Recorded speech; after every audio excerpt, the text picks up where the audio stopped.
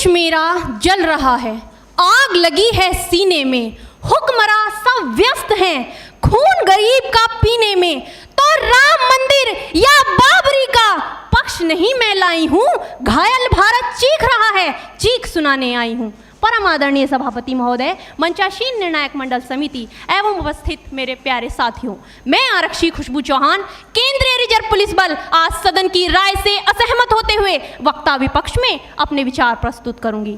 महोदय, दर्द हद से तब गुजरने लगता है जब मेरी आंखों के सामने ताज, पुलवामा, छत्तीसगढ़ में शहीद हुए जवानों के शत विशत अधजले शरीर के टुकड़े, रेत के टीलों से ऊपर जाती लाशों के ढेर और कश्मीर की खून से सनी लाल रंग की सड़कों के दृश्य सामने आते हैं।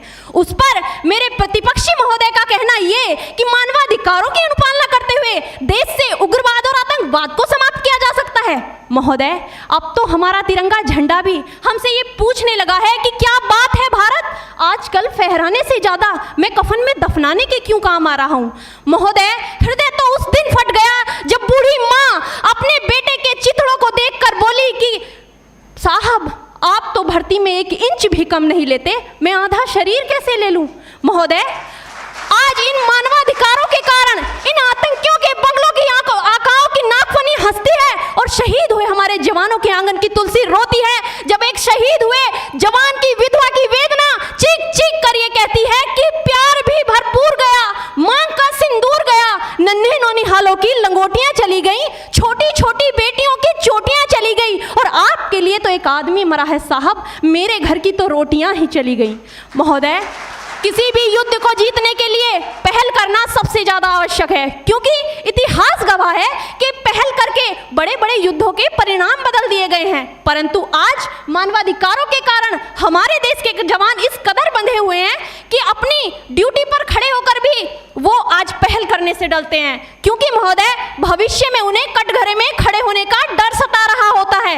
वो ये जानते हैं कि चाहे एक उग्रवादी की राइफल से निकलने वाली गोली को ये तय करना पड़े या ना पड़े कि वो किसे लगेगी, लेकिन हमारी राइफल से निकलने वाली हर गोली को ये निर्णय लेना पड़ता है कि चाहे वो किसी निर्दोष को लगे, दोषी को लगे या ना लगे, परंतु किसी निर्दोष को नहीं लगनी चाहिए। यदि ऐसा हुआ तो ना तो ये समाज हमें छोड़ेगा, ना ही तिल का ताड़ बनाने वाली ये मीडिया हमें छोड़ेगी। और महोदय, मानवाधिकार के तले किसी जवान को दबाकर युद्ध के मैदान में छोड़ देना कोई वीरता नहीं, एक आत्महत्या है। क्योंकि महोदय, फूल को श्रृंगार दो ये मुमकिन नहीं और एक वीर को झनकार दो ये मुमकिन नहीं। जो हाथ बांध दे सेना के, ऐसे मानवाधिकार का पालन संभव नहीं। महोदय, आज सत्यनिष्ठा के मार्ग पर चलते हुए भी हमारे देश का जवान इन आतंकवादियों, इन पत्थरबाजों से डरता है, क्योंकि वो जानता है कि उसकी राइफल से निकलने वाली गोली अगर टारगेट को हिट नहीं भी करेगी तो भी 400 मीटर तक जाएगी, और यदि इस बीच वो किसी निर्दोष को लग गई तो महोदय, हमें अपनी नौकरी से हाथ तक धोना पड़ सकता है। और महोदय, अपनी नौकरी को बचाने की खातिर एक जवान आज ये सोचता है कि चाहे सांप मरे या ना मरे, परंतु लाठी नहीं टूटनी चाहिए, क्योंकि आज हमारे देश के हालात कुछ ऐसे हो गए हैं कि चिरागों को हवाओं में उछाला जा रहा है, हवाओं पर भी रोब डाला जा रहा है। अरे हम ही तो बुनियाद है आंतरिक सुरक्षा की, और आज हमें ही नौकरी से निकाला जा रहा है। महोदय, जब पुलवामा में 44 जवान शहीद हुए, छत्तीसगढ़ में 76 जवान शहीद हुए, तो कोई भी मानवाधिकार की दुहाई देने वाला हमारे पक्ष में आकर खड़ा नहीं हुआ।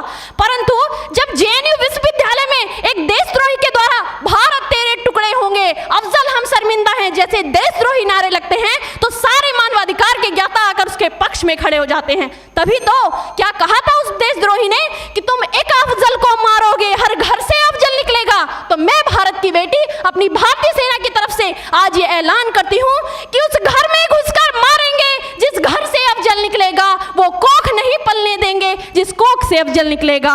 उठो देश के वीर जवानों, तुम सिंह बनकर दहाड़ दो और एक तिरंगा झंडा उस कन्हैया के सीने में गाड़ दो।